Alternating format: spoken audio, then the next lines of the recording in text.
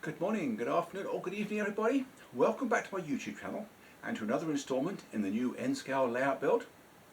If you were watching last time, you will have seen me build the control cabinet and also show you how to build curved benchwork. In this installment, I will get the last two sections of the peninsula framed up. I'll also work on the sub-roadbed for the main lines and the riverbed. That's plenty to get on with in this installment, so without further ado, let's just head out to the workshop and get to work. It is Wednesday morning, and my main task for the day is to build the last two frames that go on the end of the peninsula. They are both curve-ended. I assembled the curves for them yesterday. Well, that is one of the two frames built. I haven't put it permanently in place yet. I just put this ledger board on the end of the cabinet, and there's still glue that might come back to bite me if I push it into place at the moment. So I'm going to leave that small gap and work on the other frame, and then when that one's done I can push it into place. So let me get back to work and I'll check in with you again later. Don't go away. Well, there is the second of these curved frames built. I had to splice a piece into the end of this one because this edge is a lot more than 8 feet, and it's a lot easier to splice a piece on the straight than it is to make the special piece longer. I had to add some shims in here because while the 3/4 inch plywood is actually a little bit thin, the laminated beam is actually marginally over 3/4 of an inch. Anyway, next thing I need to do is make a pair of legs to go across the end, and then I can see about getting it permanently installed and bolted to the rest of the railroad. So let me get back to work. Don't go away. I'll check in with you later. Those two sections are now permanently installed and properly leveled, bolted together, all the legs properly made. This piece here is only screwed. It has to come out when the railroad is assembled in the client's basement because there is a ceiling support post here. It goes somewhere in that rectangle. I've deliberately made that loose, given plenty of tolerance, just in case the measurements are slightly off. I still need one more bolt in this area, but I don't know exactly where it's going to be yet. I'll put that in after I've got the curve former at the end of the aisle. In fact, I think that is the last curve that still needs doing. So let me get on with that, and I'll check in with you later. Don't go away. Well, that is the last of the curves installed. For the time being, I'm only doing the bottom curves until I know how high the fascia is going to be, because the top former will just be at whatever height it needs to be just below the top of the fascia. I think I know how high this one and this one are going to be. In fact, I think I actually need to cut this piece down 1/2 inch because there's a riverbed along there and I think I'm too high. I think that's the height that I wanted. And then I will just build the riverbed out of thin plywood. I have enough left over from the curved benchwork over here. I have about a 14-inch wide piece left. Anyway, I'm not quite sure what I'm going to do for the rest of the day. What I really want to do is start on the double-sided backdrop. That is going to be structural. It will support the upper deck, and it has to be really stiff. I don't have masonite here at the moment. Well, I do, but the stuff I have was delivered by mistake. They managed to deliver 1/4 inch masonite instead of 1/8 inch, and I can't bend that. At least I can't bend it sharp enough. So I have to get that exchanged. Well, I didn't do anything else yesterday afternoon after I made my last recording, but I did get out here bright and early this morning, and I have started working on the sub-roadbed. This is the Winslow scene that I worked on last week. And from here, I have to continue It crosses from the Winslow shadow box to the canyon scene about halfway around this bend. And the first piece I got cut to size was the bit on this frame where the two main lines diverge. That's something that wasn't shown on the original plan on that first design video. It's one of the changes that happened later. I will share all those various changes with you in another video. Anyway, this sub-roadbed is just temporarily propped up at the moment. It's nowhere near the right height, and I still have to trim these ends to make them fit. So I'm going to just turn the camera off and quietly get on with this, and I'll check in with you later. Don't go away. Well, that is the sub-roadbed permanently installed from this clamp all the way through two benchwork sections to here. I'm going to go in and get some lunch, and I'll come back and continue this afternoon. I don't think I will finish it today. I've done a lot less than half the distance to the end, but I can get a good few more feet in today. Don't go away. I'll check in with you again later. Most of the rest of the grade consists of this really long S-bend.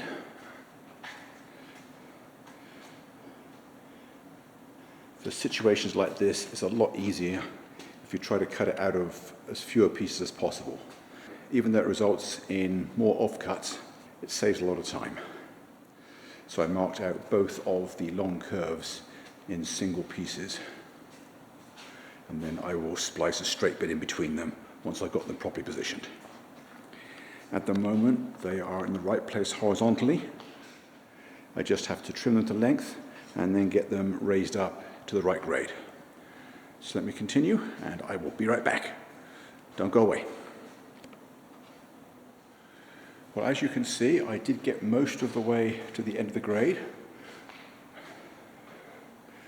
I got the big S-bend in and all the tangents between them.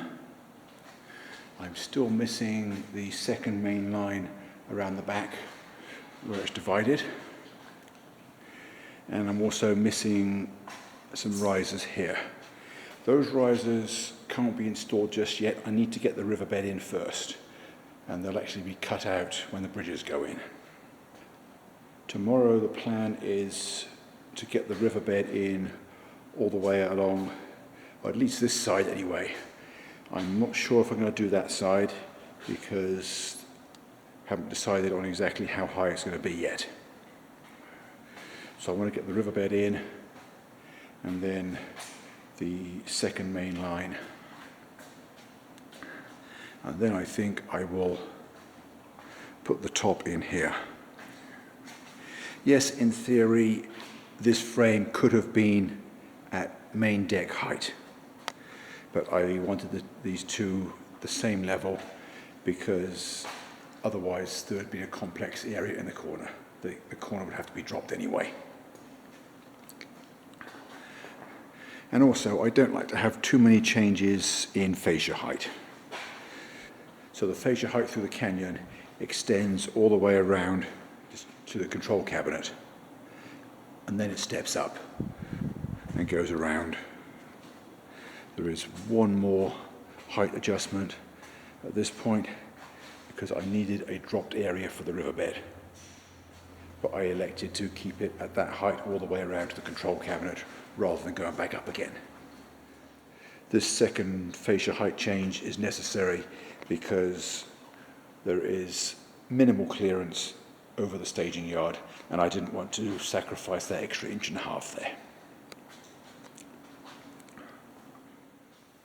Well, the first thing I did this morning was to finish the sub-roadbed for the divided main lines. Didn't take very long. It was just 3 pieces, total about 5 feet long, and 6 risers.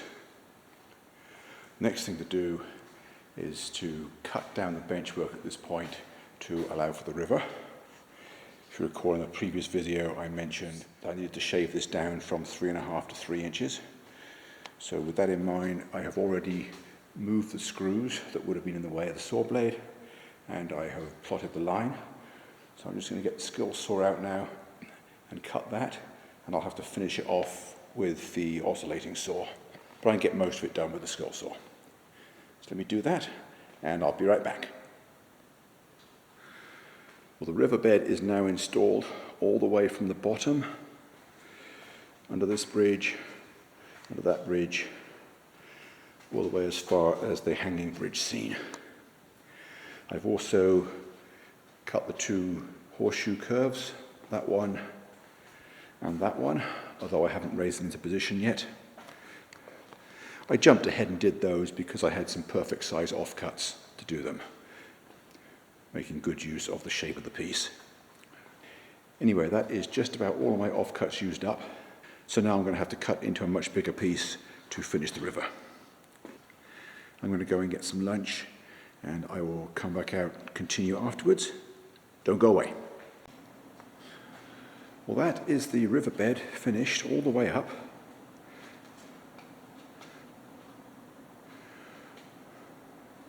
Through all the crossings and to where the river leaves the benchwork at this point. There's a few places where I've put in more wood than I need to, because it is also being used to hold the fascia straight. And also I like to make sure that my riverbeds are sturdy, which is why I use 1/2-inch plywood for the most part. That way, in places where I need to support track risers from them, I can do that.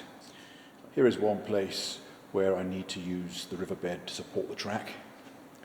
And then there are also two more temporary risers, one there and one there.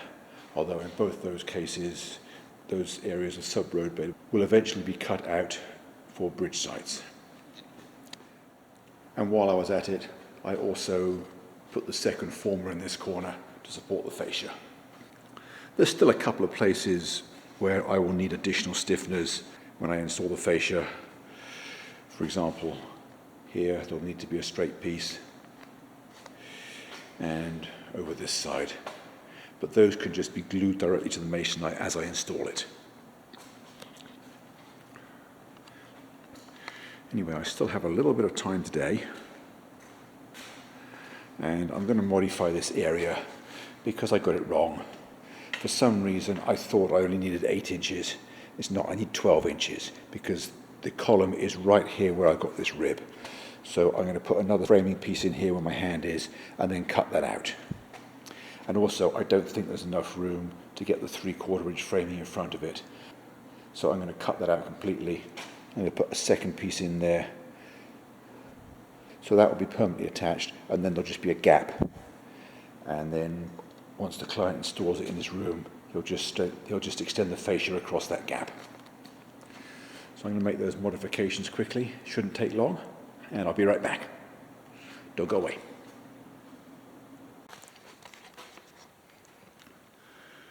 Well, that only took a few minutes, and I believe it is right now.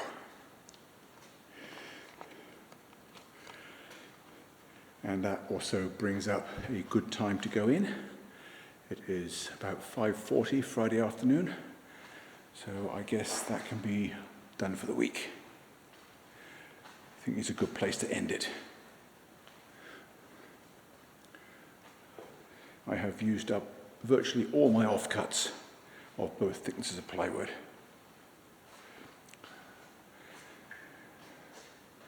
Next week I am going to start on the backdrops. You'll note that I haven't put in the other main line, the single track main line that rises up through the back of the scene. That is because it's going to impede access to the backdrops, and I would rather build those first while I still have better access. So next time I come out here, it's going to be a completely different change of pace. And I think this is probably also a good time to sign off on this video.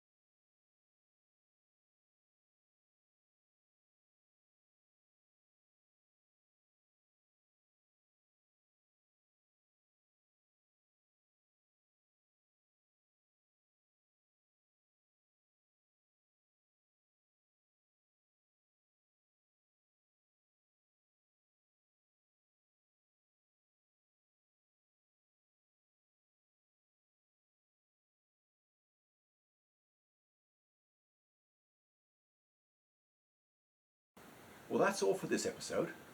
Next time I will start work on the double-sided backdrop that goes down the middle of the peninsula and supports the upper deck. It's quite a complex build, a lot more so than most backdrops, and I'm sure you'll find something useful. So I hope to see you back then. In the meantime, thanks for watching, and bye for now.